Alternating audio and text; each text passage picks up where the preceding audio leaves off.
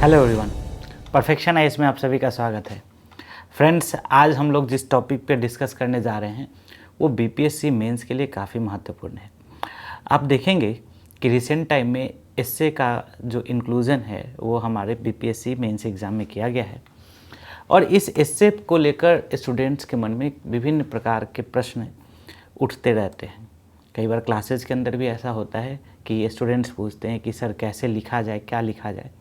तो मैंने सोचा कि एक डिजिटल प्लेटफॉर्म पे ही आप सभी के लिए एक बेसिक क्राइटेरिया के साथ, एक क्वेश्चन डिस्कशन के साथ मैं आप सभी के लिए एक एस्से को लेकर आऊँ। आप देखेंगे कि एस्से का जो प्रकार है ये कई जगह पे आप यूट्यूब पे भी देखेंगे कि कई बार सारे लोग इसके ऊपर डिफरेंट टाइप के डिस्कशंस कर रहे हैं। ऐसा एस्से ये लिखना है, वो लिखना है, लेकिन आप देखेंगे ना कि लिखना क्या है और कैसे लिखना है इसके ऊपर कहीं कोई चर्चा नहीं है। ज़्यादातर ये होना चाहिए, ये होना चाहिए, ये होना चाहिए, इन्हीं के राउंड चीज़ें घूम रही है। फर्स्ट ऑफ ऑल मैं आप सभी को बताना चाहूँगा कि एस्से का कई डायमेंशंस होता है।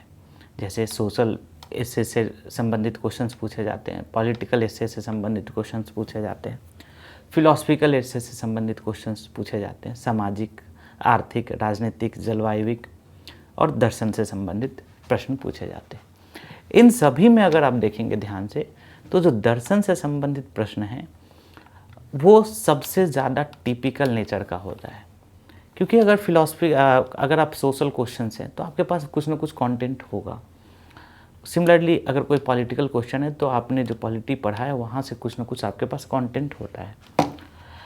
इकोनॉमिकल या फिर आप देखेंगे कि साइंस टेक से रिलेटेड भी क्वेश्चन है तो आपके पास कुछ ना कुछ कंटेंट होता है। लेकिन जो फिलोसफिकल क्वेश्चन होता है ना, वो फिलोसफिकल क्वेश्चंस का नेचर ऐसा होता है, इतना उसका बड़ा डायमेंशन है, इतना बड़ा उसका एरिया है कि उसको कवर करना स्टूडेंट्स के लिए भी काफ़ी टफ होता है। इसलिए आप देखेंगे कि जहाँ भी एस्से पढ़ाए जाते हैं ना, वहाँ पर फिलोसफिकल एस्से सबसे लास्ट में लेकर आएंगे लोग, ठीक है, क्योंकि इसमें समझाने में भी कष्ट होता है और बच्चों को लिखने में भी थोड़ा टाइम लगता है। बच्चों को भी लगता है कि मुझे आ नहीं रहा है। लेकिन सबसे मज़े की बात यह है कि अगर 12 एस्से पूछे जा रहे हैं ना, तो उसमें कम से कम 8 से 10 एस्से, कम से कम मैं बोल रहा हूँ, वो फिलोसफिकल नेचर का ही होता है। अगर हम लोग यूपीएससी की बात करें तो भी, और बीपीएससी का लास्ट ईयर का अगर हम लोग पेपर देखें 68 का, तो वहाँ पर भी सेम यही नेचर आपको देखने को मिलेगा। तो आज इन्हीं चीज़ों के ऊपर डिस्कशन करने के लिए मैं आपके साथ हूँ और आप देखेंगे कि समझेंगे कि किस प्रकार से किसी एस्से को लिखा जाता है। इसके ऊपर हम लोग एक बृहद चर्चा करेंगे। तो मुझे लगा कि सबसे जो बेहतर चीज़ है वो ये है कि एक क्वेश्चन के साथ इसको डिस्कस किया जाए, ठीक है। तो आज जो हम लोग क्वेश्चन डिस्कस करने वाले हैं उस क्वेश्चन का नाम है कि शिक्षा जो है वो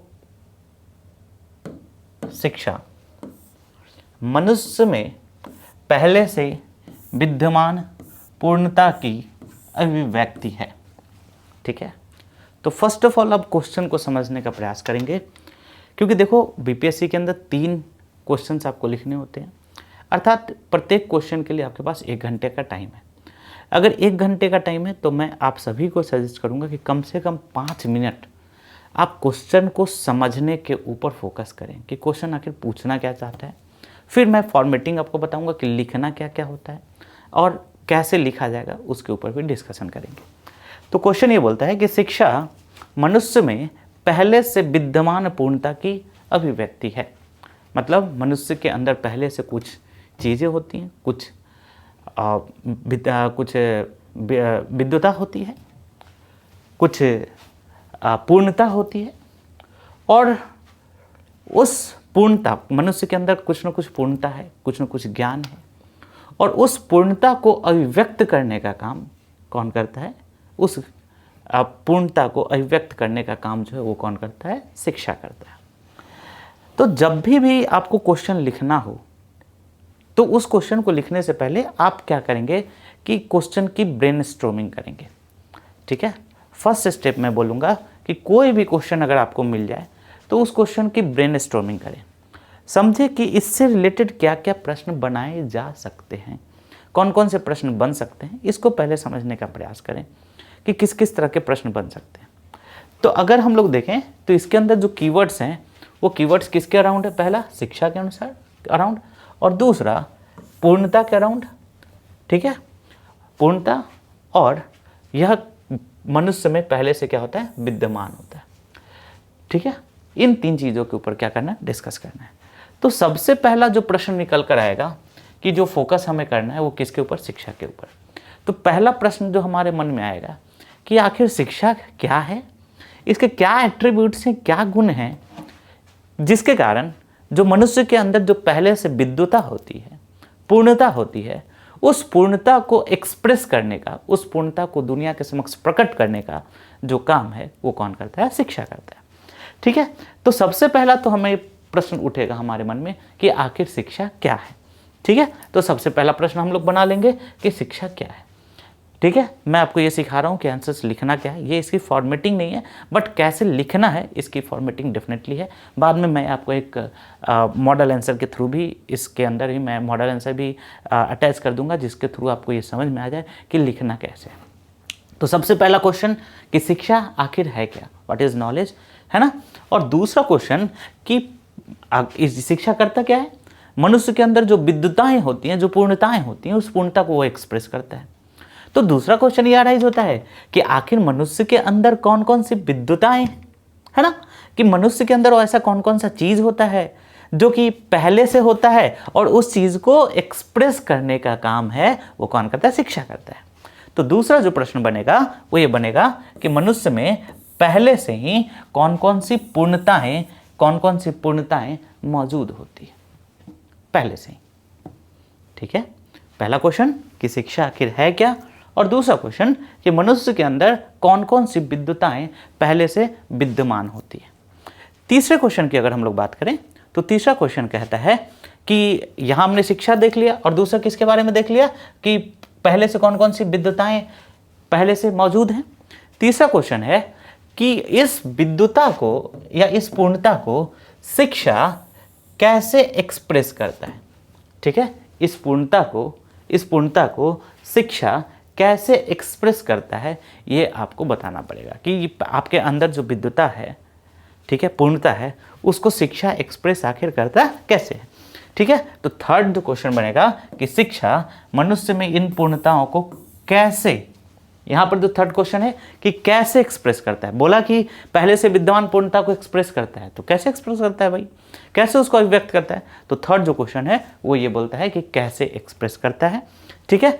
और क्या है कि ये जो 3 व्यूज जो हो गए ये इसके पॉजिटिव एस्पेक्ट्स के व्यू हो गए, लेकिन जब भी आप इससे लिखेंगे तो उसके एक निगेटिव एस्पेक्ट यानी कि काउंटर व्यू जिसको बोलते हैं, उस काउंटर व्यू के ऊपर भी आपको चर्चा करना होता है। तो इसका जो एक काउंटर व्यू होगा कि शिक्षा जो है वो मनुष्य में सिर्फ और सिर्फ पॉजिटिव इसका एस्पेक्ट नहीं है, मनुष्य के अंदर कभी कभी खामियां जो होती हैं उन खामियों को भी दर्शाने का, उन खामियों मतलब शिक्षा के बावजूद मनुष्य के अंदर कभी कभी क्या होती है, खामियां रह जाती। जैसे आप देखेंगे कि कोई किसी ने हैकिंग सीख लिया है तो वो नॉलेज है ना, नॉलेज है, ज्ञान है, लेकिन उसका यूज़ क्या कर रहा है वो, उस शिक्षा का यूज़ क्या कर रहा है वो निगेटिव एस्पेक्ट में कर रहा है, चुराने के लिए कर रहा है, चोरी के लिए कर रहा है ना। तो शिक्षा कभी कभी जब आपके पास अगर पहले से आपको हैकिंग नहीं आती थी तो फिर आपके पास आप ये बुराइयों को नहीं कर सकते थे, मतलब आपके पास चूंकि ये हैकिंग का नॉलेज है इसलिए आपने क्या किया, चोरी किया, है ना। तो क्या होता है कि शिक्षा कभी कभी क्या करता है कि वह खामियों को भी प्रकट करने का काम करता है। तो वही बोलता है कि कभी कभी शिक्षा मनुष्य में खामियां भी प्रकट करता है। तो कैसे प्रकट करता है उसके ऊपर आपको डिस्कस करना होगा। और सबसे लास्ट पॉइंट जो बनकर आता है वो ये बनकर आता है कि आखिर सही शिक्षा है क्या और कैसे हम लोग इस सही शिक्षा को विकसित करें, क्योंकि हमने देखा इसके दोनों एस्पेक्ट हैं। एक एस्पेक्ट है कि वह आंतरिक जो पूर्णताएं हैं उसको एक्सप्रेस करता है, और दूसरा जो इसका एस्पेक्ट है वो दूसरा एस्पेक्ट ये है कि यह कभी कभी क्या करता है कि आपको शिक्षा होने के बाद आप सोसाइटी के लिए, आप समाज के लिए क्या बन जाते हैं, घातक बन जाते हैं। तो इसका अर्थ क्या है कि वो जैसे हैकिंग, तो वो गलत नॉलेज तो नहीं है, शिक्षा तो अच्छी है, लेकिन उसके अंदर आपके अब जो जिस व्यक्ति के पास था उस व्यक्ति के पास नैतिकता का क्या था, अभाव था। तो प्रश्न यहाँ पर ये उठता है कि नैतिक शिक्षा या सही शिक्षा या उचित शिक्षा किसी व्यक्ति के अंदर कैसे प्रकट करें। तो इन पांचों डायमेंशंस के ऊपर हमें क्या करना पड़ेगा, डिस्कस करना पड़ेगा कि किसी व्यक्ति के अंदर सही शिक्षा को कैसे व्यक्त करें, कैसे विकसित करें। ठीक है, तो 5 क्वेश्चन बना लिया। क्वेश्चन क्या था कि शिक्षा मनुष्य में पहले से विद्यमान पूर्णता की व्यक्ति है। तो पहला प्रश्न ये बना कि आखिर शिक्षा है क्या। दूसरा कि शिक्षा विद्यमान पूर्णता को कैसे, कौन कौन सी पूर्णताएं होती हैं। तीसरा कि शिक्षा इन पूर्णताओं को कैसे व्यक्त करता है। चौथा, शिक्षा से एक काउंटर व्यू हमेशा लेना पड़ता है। तो यहाँ पर ये जो व्यू हो गया वो कौन सा व्यू हो गया, काउंटर व्यू हो गया, काउंटर व्यू। तो फोर्थ जो क्वेश्चन बना कि शिक्षा कैसे मनुष्य के अंदर जो खामियां होती हैं उन खामियों को भी दुनिया के सामने लेकर आता है। और 5वां क्वेश्चन कि सही शिक्षा को हम लोग विकसित करें तो कैसे करें। इन 5 प्रश्नों के साथ हम लोग चीज़ों को क्या करेंगे, आगे बढ़ाना शुरू करेंगे। अब इन्हीं 5 देखो, इससे में करना क्या होता है कि आपने क्वेश्चन बना लिया, अब इन 5 क्वेश्चन आपने बना लिया, तो इन्हीं 5 क्वेश्चन का आंसर अगर आप करेंगे तो क्या होगा, आपका इससे क्लियर हो जाएगा। तो अब प्रश्न उठता है कि एक एक करके हम लोग इन 5 का आंसर करना शुरू करेंगे। तो सबसे पहला जो प्रश्न है वो क्या है कि आखिर शिक्षा है क्या। ठीक है, नॉलेज क्या है। तो अगर आप इसको ध्यान से देखेंगे तो शिक्षा क्या है, ज्ञान, कौशल, मूल्य और समझ प्राप्त करने की प्रक्रिया है। ठीक है, शिक्षा आखिर है क्या, शिक्षा करता क्या है। शिक्षा आपके अंदर मूल्यों को विकसित करता है, कौन सा चीज सही है, कौन सा चीज गलत है। इसका निर्णय आप कब लेने में सक्षम हो पाते हैं, जब आप क्या होते हैं, एक शिक्षित व्यक्ति होते हैं, है ना। तो शिक्षा मूल्यों को विकसित करने का काम करता है। आपके पास स्किल्स, जैसे बोलते हैं कि उसने फलाना डिग्री किया हुआ है, तो डिग्री का मतलब क्या है, उसके अंदर उस चीज से संबंधित स्किल्स हैं, उससे संबंधित कौशल है।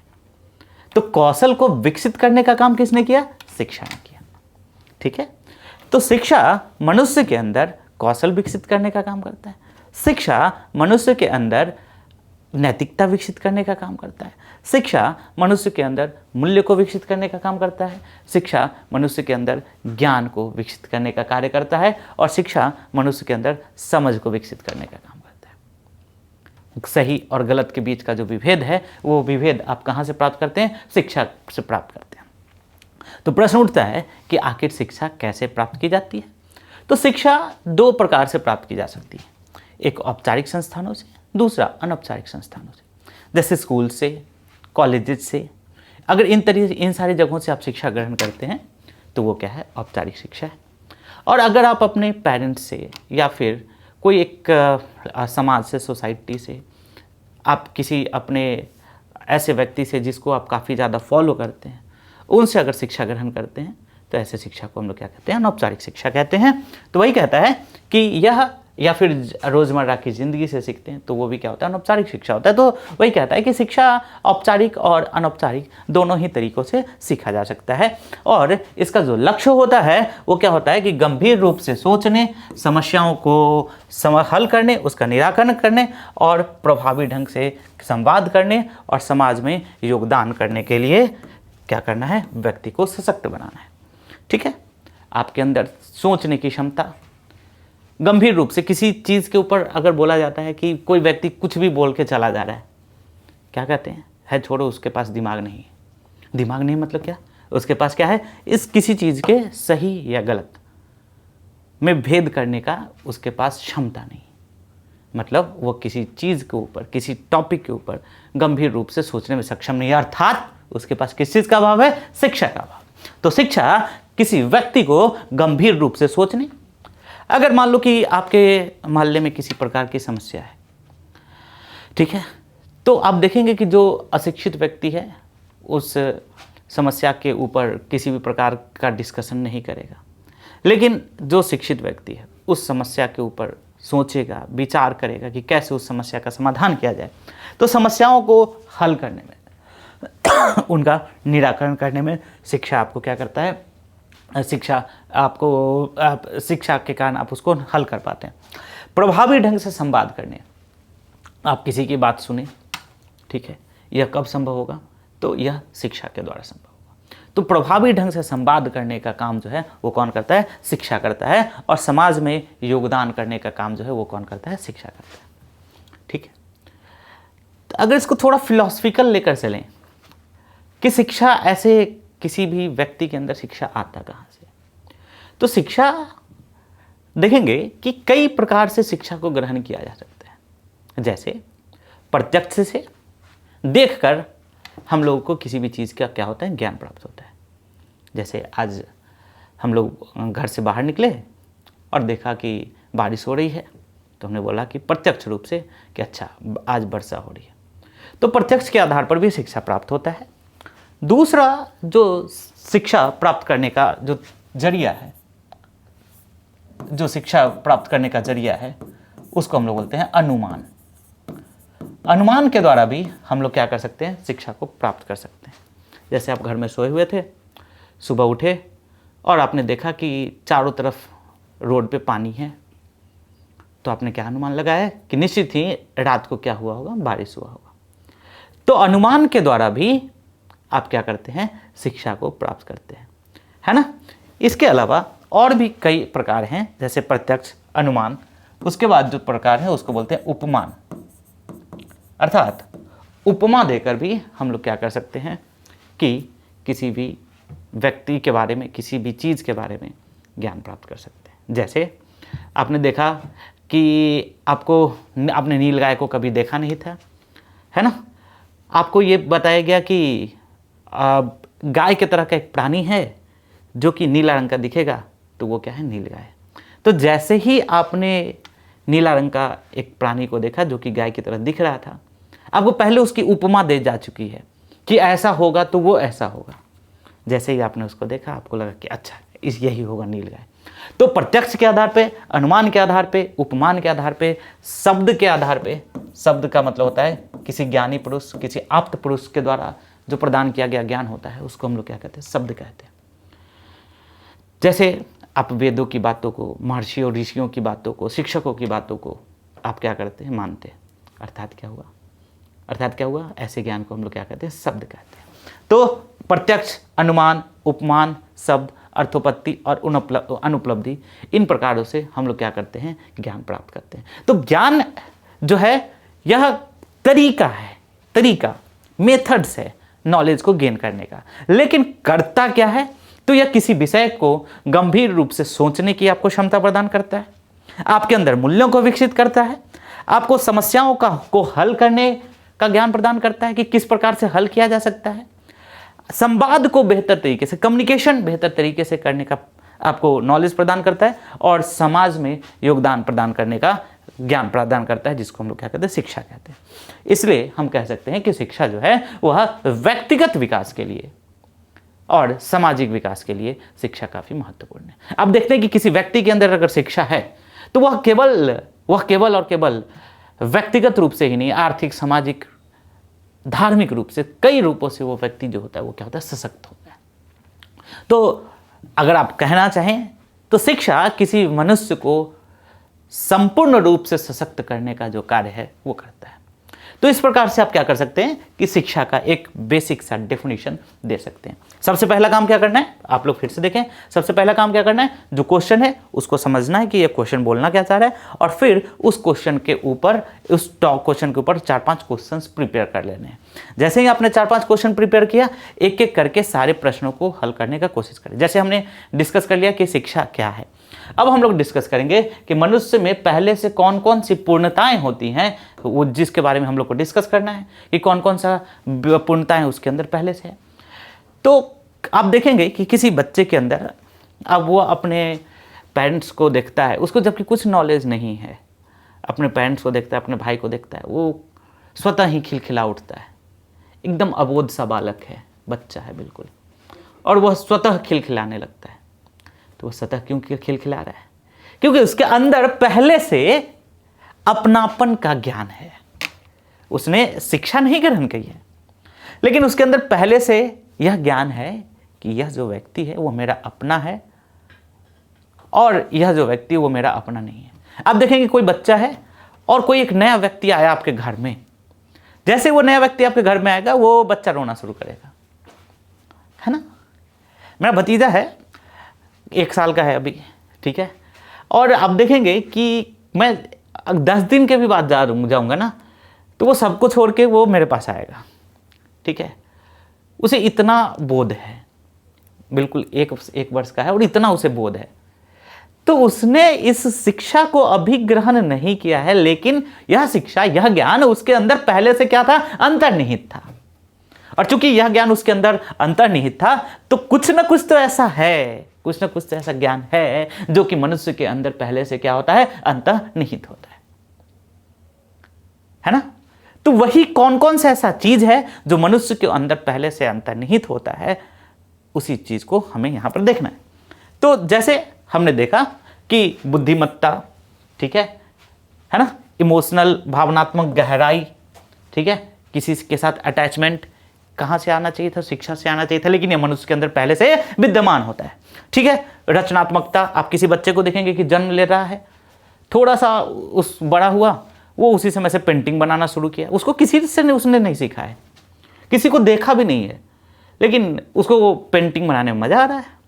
कोई बच्चा है, थोड़ा सा बड़ा हुआ, 2-3 साल का, बोलना शुरू किया, बोलने के साथ साथ वो गा रहा है।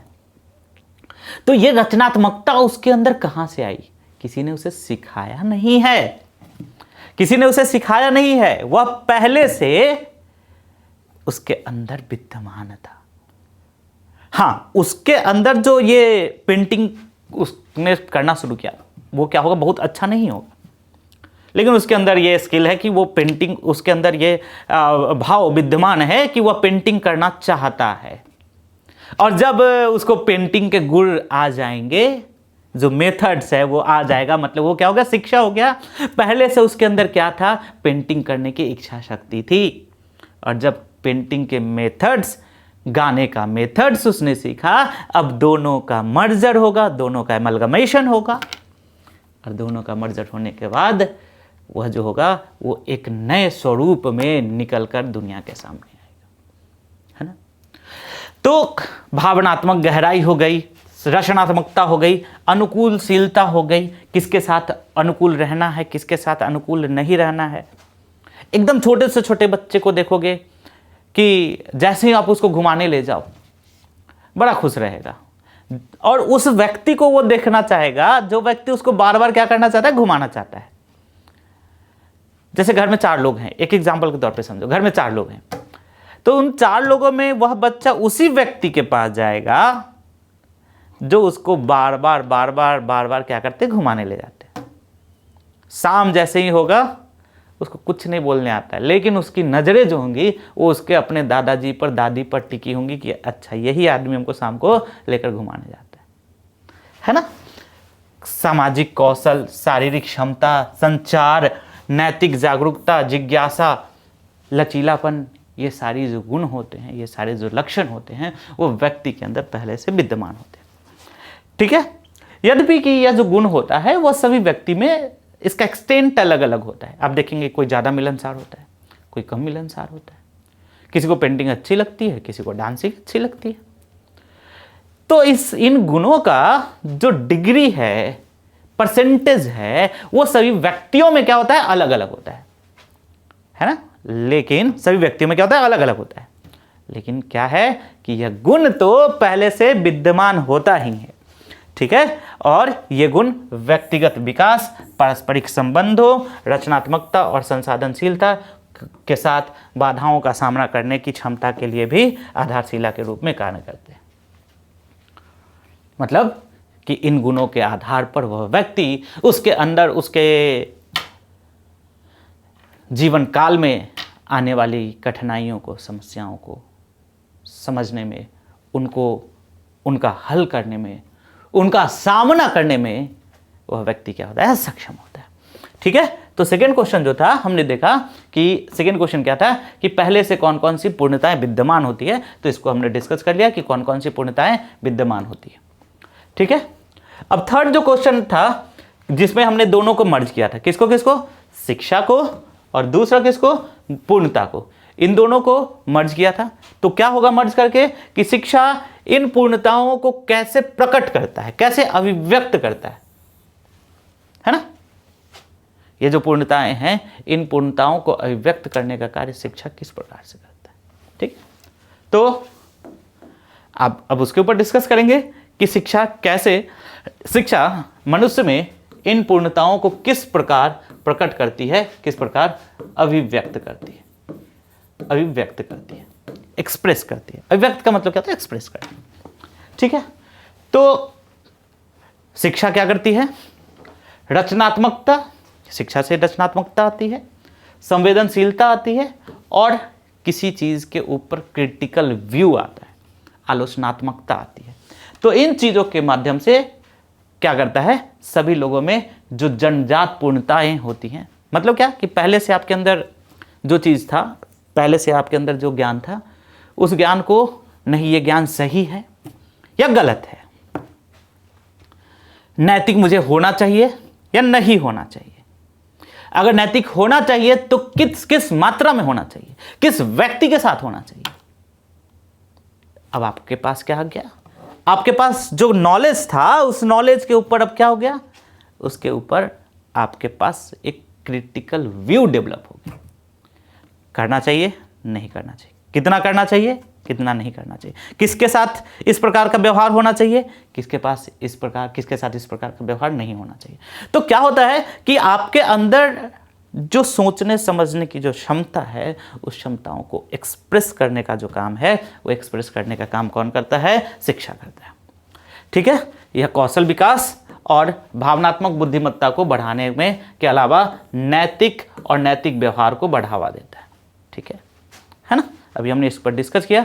ठीक है, और शिक्षा लोगों को उनकी पूरी क्षमता तक पहुंचाने, लचीलापन विकसित करने और समाज में रचनात्मक योगदान देने और अपनी जन्मजात क्षमताओं को पूरी तरीके से व्यक्त करने के लिए आवश्यक कौशल प्राप्त करने में भी क्या करता है? मदद करता है। इस प्रकार शिक्षा क्या है? जो पहले से पूर्णताएं होती हैं, उन पूर्णताओं को क्या करता है? एक्सप्रेस करता है। ठीक है, तो क्या क्या हो गया? क्षमताओं को खोलता है, शिक्षा कौशल को बढ़ावा देता है, शिक्षा भावनात्मक बुद्धिमत्ता का विकास करता है, शिक्षा नैतिकता का विकास करता है, शिक्षा से क्या होता है? जिज्ञासा को बढ़ावा मिलता है ना? मुझे ये चीज़ और जानना है, आखिर रात में तारा दिख क्यों रहा है? जिज्ञासा। किसी दिन चंद्रमा दिखा क्यों नहीं? जिज्ञासा। जिज्ञासा ही हुआ होगा तो न्यूटन ने सोचा होगा कि आखिर भाई फल जो है वो नीचे क्यों गिरा, ऊपर क्यों नहीं गया, है ना? जिज्ञासा है उसके अंदर। तो जब जिज्ञासा आता है तब वहां से क्या होता है? एक सोच स्टार्ट होता है, एक रिसर्च स्टार्ट होता है। सिमिलरली जब प्रॉब्लम्स आते हैं, कोविड आ गया तो अब वैक्सीन खोजो भाई, कैसे ठीक होगा, है ना?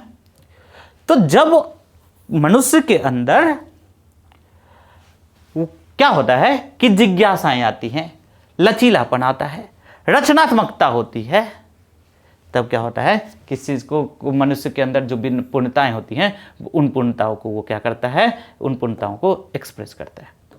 अब आपको करना क्या है? इन सभी के अंदर आपको एग्जाम्पल्स कोट करने हैं। जैसे एक एक करके मैं बताता हूं कि जैसे मान लो कि कौशल को बढ़ावा देना या क्षमता को खोलना या भावनात्मक बुद्धिमत्ता का विकास। तो भावनात्मक बुद्धिमत्ता का जो विकास है, भावनात्मक बुद्धिमत्ता का विकास, ये विकास कैसे हुआ? जैसे कि मान लो आप यहाँ पर कैलाश सत्यार्थी का एग्जाम्पल दे सकते हैं, या फिर आपको यहाँ पर कौशल को बढ़ावा देना है। तो कौशल को बढ़ावा देना कि जैसे इसके अंदर आप एक एग्जाम्पल देखना चाहें तो आप किसी प्लेयर का एग्जाम्पल दे सकते हैं कि वो लगातार प्रैक्टिस करता है। ठीक है, जब वो प्लेयर आता है खेलने या जब उसका सिलेक्शन होता है, क्रिकेटर की बात कर ले, विराट कोहली की बात कर ले, तो उसके पास उतना स्किल्स, जब वो आते हैं गेम में उस समय उतनी स्किल्स नहीं होते, लेकिन धीरे धीरे धीरे धीरे धीरे धीरे वो क्या करते हैं? प्रैक्टिस करते हैं, खुद को प्रिपेयर करते हैं। मतलब क्या हो गया? उनके कौशल का क्या हुआ? विकास हुआ, है ना? बात में समझ में आ रही है? क्षमताओं को खोलने का काम। आप शिक्षक के पास जाते हैं, मेरे गणित के शिक्षक थे 10th क्लास के।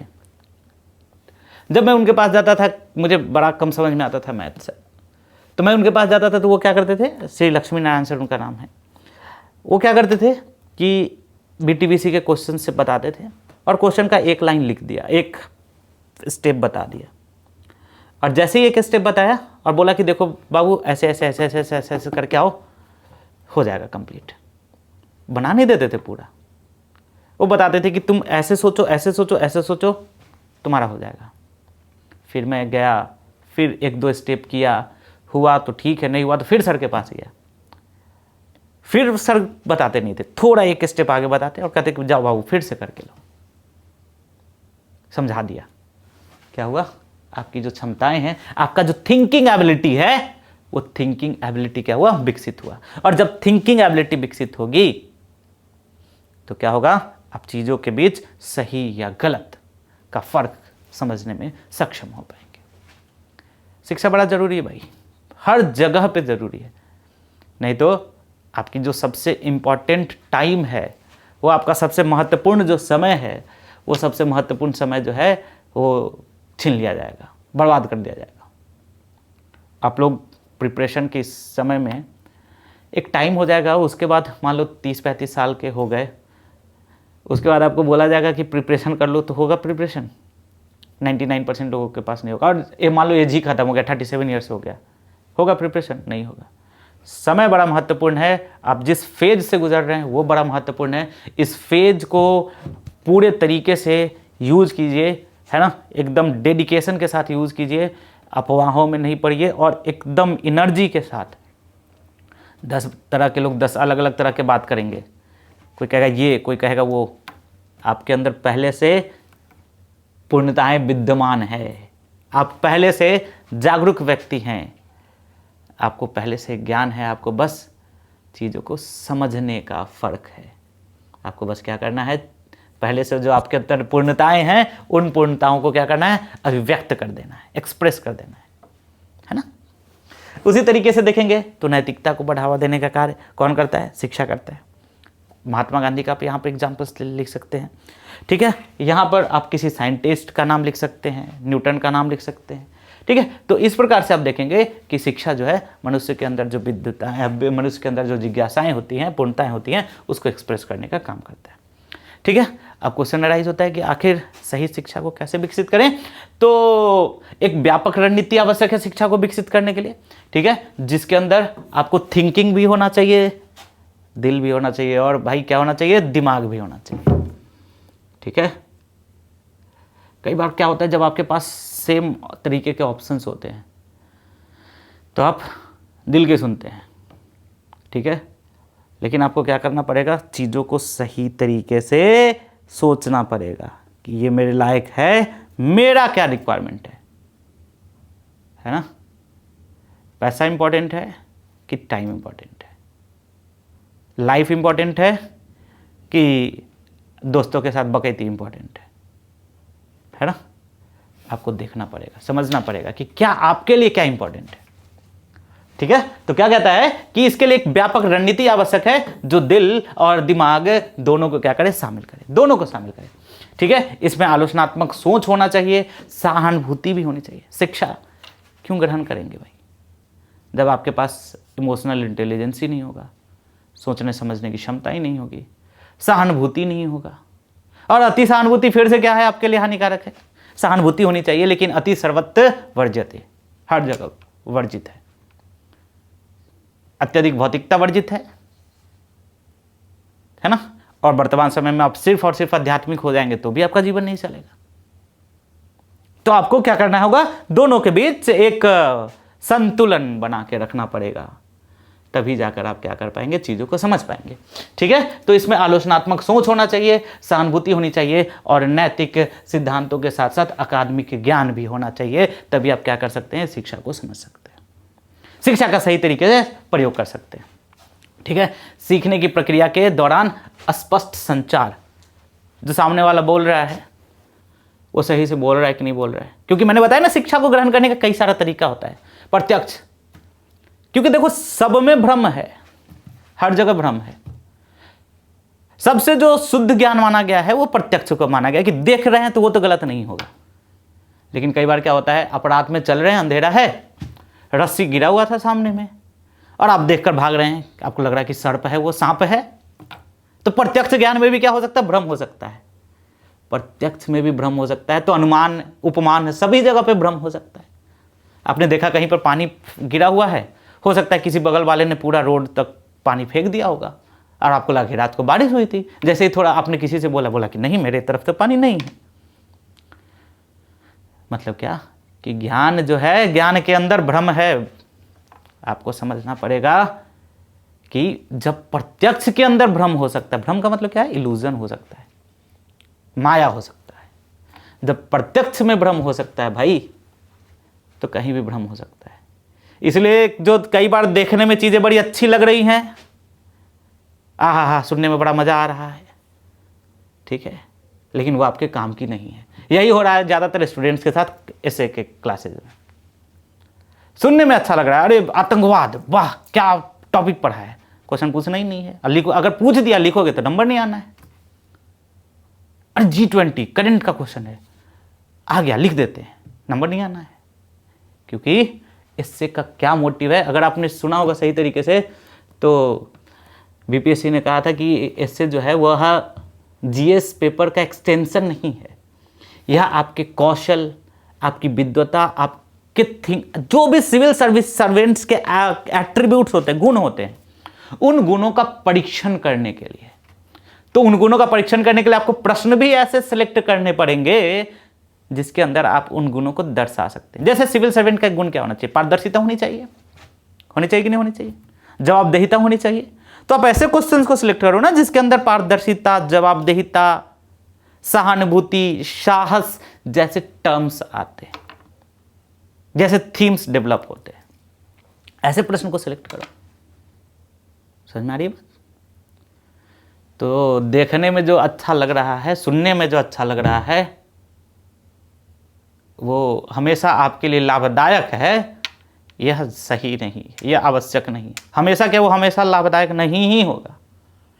इसीलिए कंटेंट के ऊपर फोकस करो, टॉपिक के ऊपर कि क्या इंपॉर्टेंट है, क्या इंपॉर्टेंट नहीं है, उसके ऊपर फोकस करो, मजा आएगा। ठीक है, आगे बढ़ते हैं। ठीक है, तो हमने देखा कि सही शिक्षा को हम लोग कैसे विकसित कर सकते हैं। उसके बाद एक जो क्वेश्चन हमारा था, जो कि यहाँ पर छूट गया था, कि कभी कभी शिक्षा मनुष्य में खामियां कैसे प्रकट कर देती है। ओसामा बिन लादेन का आप एग्जांपल ले सकते हैं। He was an engineer, right. उसको पता चला कि अच्छा इस एंगल से मारेंगे तो पूरा टावर जो है वो गिर जाएगा। नॉलेज आया, डिस्ट्रक्टिव माइंड था, डिस्ट्रक्शन में यूज कर दिया। शहरी नक्सलवाद, राइट। कट्टरपंथी विचारधारा आना अच्छी बात है, नॉलेज होना, विचारधारा भी एक प्रकार का नॉलेज है, लेकिन वहां पर सिर्फ मेरी विचारधारा ही सही है, ये कैसी विचारधारा होगी? कट्टरपंथी विचारधारा। अगेन ये क्या है? नॉलेज तो आया लेकिन आपका काम नहीं होगा। हैकर्स, मैंने एग्जांपल भी दिया था, शिक्षा का व्यवसायीकरण, राइट, है ना। एडोब फिल्टर के प्रचार, व्हाट्सएप यूनिवर्सिटी, तुरंत आया, कुछ भी लिख के तुरंत दूसरे को शेयर कर दिया बिना तथ्यों को जानने पहचाने। और ये बड़ा दुनिया में बड़ा तन्मयता के साथ चल रहा है, पूरे दुनिया इसी में व्यस्त है। ये चीज हुआ, तुरंत उठाया, तुरंत शेयर कर दिया। कुछ पता नहीं है, अपना कुछ नॉलेज नहीं है, कुछ जानते ही नहीं है, बस शेयर करना है, हाथ दे दिए भगवान शेयर कर दो। पता है नहीं कुछ, बस शेयर करना है। तब भगवान क्या करेंगे?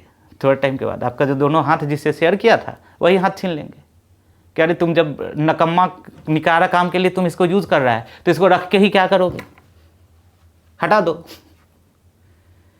तो अगर आप कोई चीज शेयर कर रहे हैं तो उसके तथ्यों को जानिए, समझिए, ठीक है।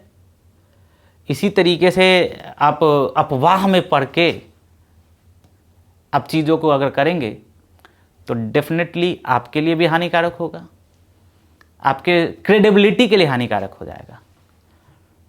जिंदगी जो है वो उसको कई आप संस्थाओं के साथ आपको जीना है। परिवार आपकी संस्था है, उसके साथ जीना है। आप जहाँ काम करेंगे उसके साथ जीना है, समाज के साथ जीना है। तो अपने खुद के क्रेडिबिलिटी को ख़त्म नहीं करना है भाई। बात समझ में आ रही है? खुद की क्रेडिबिलिटी को ख़त्म नहीं करना है व्हाट्सएप यूनिवर्सिटी के थ्रू। व्हाट्सएप ले लिए, एकदम कुछ का कुछ लिखे जा रहे हैं, पूछने वाला तो कोई है नहीं। लेकिन जिस दिन पूछ लिया उस दिन क्या होगा? जिस दिन पता चल गया कि आपने गलत मैसेज फैलाया है, अफवाह फैलाया है, तो क्या होगा? आपको है जो आपके साथ भी विभिन्न तरह का कृत्य किया जा सकता है। नहीं समझ में आ रही बात? तो ये व्हाट्सएप यूनिवर्सिटी वाले लोगों से, ऐसे विचारधारा वाले व्यक्तियों से बच के रहिए, ठीक है? जो कि बिना तथ्यों को जाने समझे हुए चीज़ों को व्यक्तियों के और छात्रों के समक्ष जो है वह गलत रूप से प्रस्तुत करते हैं, है ना? चलो ठीक है। उसके बाद कोटा में आत्महत्याओं की घटना देखते कितना प्रेशर हो जाता है बच्चों के ऊपर और आत्महत्या कर लेते हैं। या मेरे 99% नहीं आया, खत्म, इस बार सिलेक्शन नहीं हुआ, लाइफ वहीं पर खत्म हो जाती है क्या? लाइफ वहाँ पर ख़त्म नहीं होता है। शिक्षा का काम आपकी गुणवत्ता को बढ़ाना, और जब गुणवत्ता बढ़ेगी आपका वैल्यू एडिशन करना है। जब आपकी गुणवत्ता बढ़ेगी तो निश्चित रूप से आपको एक जॉब नहीं दूसरा जॉब मिलेगा। जब आपको ज़िंदगी में लगने लगे ना कि ऑप्शंस ख़त्म हो गए, अब कुछ नहीं, तो आपके पास 100 ऑप्शंस खुलेंगे। वेट करो। कहते हैं ना कि एक बड़ा अच्छा लिखा हुआ था कि समय तो सबका आता है। कई बार क्या हम लोग बोलते हैं कि छलनी के अंदर पानी जमा नहीं हो सकता है, लेकिन उस पानी के बर्फ बनने तक का तो इंतजार करके देखो भाई, कैसे नहीं छलनी में पानी जमा होगा। जो चीज़ नहीं होने वाला वो भी हो जाएगा, बस उसको समय देकर देखो। तो यहां पर बहुत ज़्यादा प्रेशर नहीं लेना। आपको क्या करना है? अपना वैल्यू एडिशन करना है, खुद का वैल्यू एडिशन करना है। मिलेगा नौकरी, एकदम मिलेगा, ठीक है। तो परमाणु बम और मिसाइल राष्ट्रों ने अपनी सुरक्षा के लिए बनाया, क्या हो गया? दूसरे को धमकाने के लिए यूज़ कर रहे हैं। नॉर्थ कोरिया जैसा कंट्री होगा तो यही सब होगा। बात समझ में आ रहा है ना? तो इस शिक्षा जो है वो क्या कर सकता है? खामियों को भी प्रकट कर सकता है। तो देखो, इस तरीके से आपको क्वेश्चंस बनाना होगा और उसके पॉइंटर्स जनरेट करने पड़ेंगे। ऐसे मैं आपको एक फॉर्मेट बता दूं कि कैसे आंसर्स लिखा जाता है, ठीक है। सबसे पहले आप क्या करें कि कोई भी क्वेश्चन अगर आपको लिखना है, कोई भी क्वेश्चन है, ठीक है ना, कोई भी क्वेश्चन अगर आपको लिखना है तो सबसे पहला पॉइंट क्या करें कि आप उसके लिए एनेक्डोट्स तैयार कर लें। सबसे पहला मैं तो आपको बोलूँगा कि थीम तैयार करें। थीम का मतलब क्या है सो समझो। जैसे कोई भी एक क्वेश्चन दे दिया, कोई भी क्वेश्चन है, सिंपल समझ लो कि आप एक ही नदी में दोबारा नहीं उतर सकते। एक एग्जाम्पल के तौर पे एक क्वेश्चन है, इसका मतलब इसका थीम क्या है? एक ही नदी में दोबारा नहीं उतर सकते, मतलब क्या? समय क्या होता है? बदलता है। इसका थीम क्या हो गया? चेंज, परिवर्तन। तो पहले तो आप थीम तैयार करो, जैसे परिवर्तन हो गया, साहस हो गया, ऐसे करके बहुत सारे थीम्स डेवलप करो, ठीक है। इन थीम्स का सबका एनेक्डोट्स तैयार करो, कहानी। और फिर पहले सबसे पहले एनेक्डोट्स और फिर कोट्स। एनेक्डोट्स और एनेक्डोट्स के बाद कोट्स तैयार करो, और फिर कोट्स को तैयार करने के बाद फिर क्वेश्चंस डेवलप करो। इसलिए मैंने क्वेश्चंस डेवलप करके आपको दिखाया है, राइट। क्वेश्चंस डेवलप करो एंड क्वेश्चंस डेवलप करने के बाद उन क्वेश्चंस का आंसर करने का कोशिश करो, और उन आंसर्स के अंदर एग्जाम्पल्स डालने का कोशिश करो, एंड फाइनली टॉपिक को क्या करो? कंक्लूड करो। और क्वेश्चंस में एक आपको जो अपोजिट व्यू होता है, वो अपोजिट व्यू या जिसको काउंटर व्यू भी कहते हैं, वो काउंटर व्यू डेफिनेटली कोशिश करो डेवलप करने का, ठीक है। तो एक एस्से के माध्यम से मैंने आप लोगों से डिस्कस करा कि कैसे एस्से को लिखा जाता है, ठीक है। आई होप आप लोग को सेशन समझ में आया होगा। अगर आप लोगों को सेशन अच्छा लगा तो आप लोग डेफिनेटली कमेंट बॉक्स के अंदर कमेंट कीजिए कि अगर आपको और चाहते हैं कि ऐसे सेशंस मैं ला कर दूँ आप लोगों को, तो आप कमेंट सेक्शन के अंदर कमेंट कीजिए। मैं आप लोग को फिर से बोलूँगा कि कहाँ भी पढ़ रहे हो, जहाँ भी पढ़ रहे हो, खुद से भी पढ़ रहे हो, सोशल पॉलिटिकल पे बहुत ज़्यादा फोकस नहीं करते हुए फिलोसफिकल थीम्स के ऊपर फोकस करो। प्रीवियस ईयर के क्वेश्चंस देख लो, आपको समझ में आ जाएगा। महिला सशक्तिकरण, बहुत सारा क्वेश्चन है, बहुत सारा टॉपिक है, लेकिन नहीं क्वेश्चंस उठते हैं, राइट। तो थीम्स डेवलप करो, फिलोसफिकल थीम्स डेवलप करो, और अगर कोई भी समस्या है तो मैं एक सेशन ले लूँगा आप लोग का, ऑनलाइन सेशन और ऑफलाइन सेशन। आप लोग मैं डेट भी डिसाइड कर दूंगा उस दिन, नेक्स्ट संडे मोस्ट प्रोबेबली आप लोग आएँ उस दिन क्लासेस के अंदर, और फिर हम लोग डिस्कस करते हैं चीज़ों को और ज़्यादा। आई होप आप लोग समझ पा रहे होंगे। टिल देन आप लोग पढ़ते रहिए, मुस्कुराते रहिए, रिवाइज करते रहिए। परफेक्शन IAS फैमिली की तरफ से आप सभी को हार्दिक धन्यवाद इस वीडियो को वॉच करने के लिए। Thank you.